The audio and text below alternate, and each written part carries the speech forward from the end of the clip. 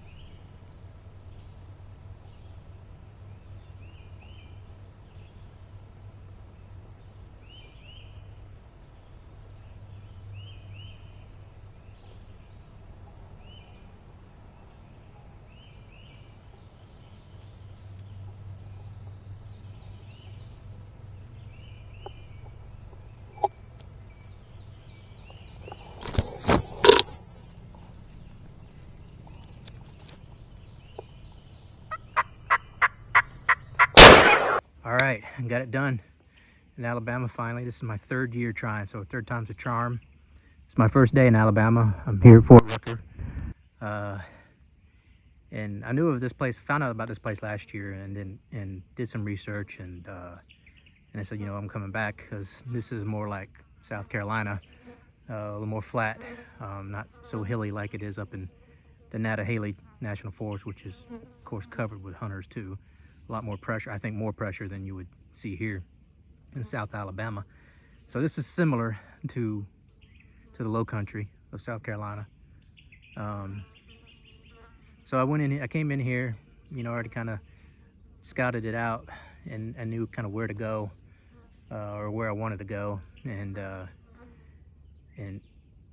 think this area was burned last year, so it was probably pretty even better last year, but it's obviously greened up. They didn't burn again this year. Maybe they're on a rotation. I'm sure they're on a rotation, which they seem to do a real good job here, because I've driving around other places this morning, saw other burns, fresh burns, and so anyways, I was about to head back to the truck, back to the spot, and sit down for a little bit longer, but I was about halfway down this section of the road, and I was like, let me call one more time before I head out, and boom, one answered back, and I could barely hear it. Actually, he wasn't real fired up. I mean, it wasn't real loud. So I'm like, all right, pretty darn sure that was a gobble. So I jumped off the road. He came off the road about 50 yards, maybe a little bit more. I wasn't sure how far he was, because it wasn't a real hard gobble. So I was afraid to go much further and you know, maybe possibly get busted. So I sat down and I called to him, and he gobbled twice, 2 more times. And he came, and I finally saw him coming right through here. And there's a bit of an opening back where I was. And then he actually went right over here behind a bunch of brush, right here to about 10 feet from me. And he's looking hard over there where I last called, because I shut up at that point. Well, I did some soft calling to him when I first saw him, tried to get him to come over. And I was wondering why he wasn't gonna come. And but I didn't realize there's a little ravine. There's a ravine between us. So he stayed behind this brush, looking hard for me over there. And I had some brush in front of me, and it wasn't, I mean, I had good cover, but it also made it a little bit harder for me to see him. So he finally broke away from this cover right here, and kind of, maybe it was this cover, actually it may have been back there. I think it was actually back there, and he kind of moseyed a little bit closer through here. And he finally kind of stepped in, and he stepped in right here. I had a shot at him right here, but I couldn't see because of the stuff right in front of me, like the little leaves blocking my red dot, so I couldn't get a shot. So then he finally kept going very slow, very slow. It seemed like forever he stood back here looking for me. And he never gobbled. Once he got to this point, he didn't gobble anymore. And then he started finally moseying this way, and I finally could get around the tree and around this clutter in front of me. And he stepped out right here about 10 feet from me, and I cut at him and he stopped. Actually, I cut at him and he stopped right about here the first time, and I didn't have a shot, and he kept going.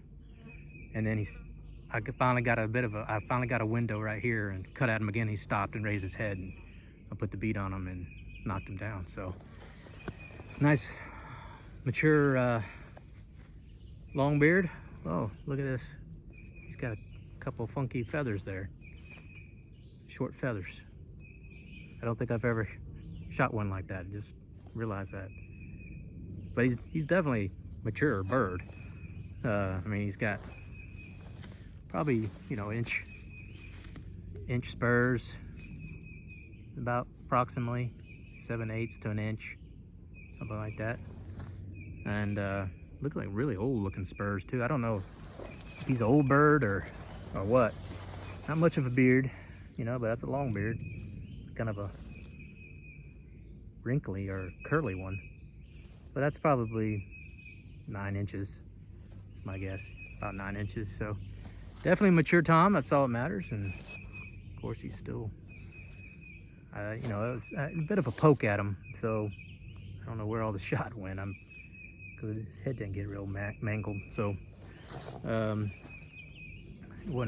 probably wasn't a great shot, but it got the job done. So I'm happy to get Alabama checked off, and this is a nice bird. You know, I'm happy to get him here and get it done sooner rather than later.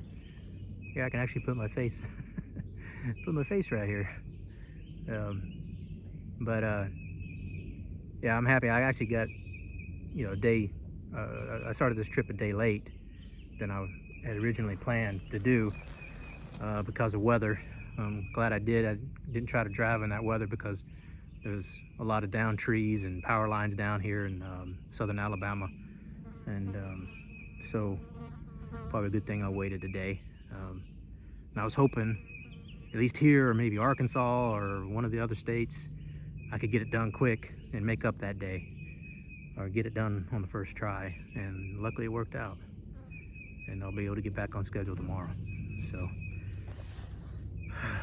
took this bird out, pretty bird. And now this season, you know, I haven't said this, and I really didn't do any videos for Georgia or South Carolina.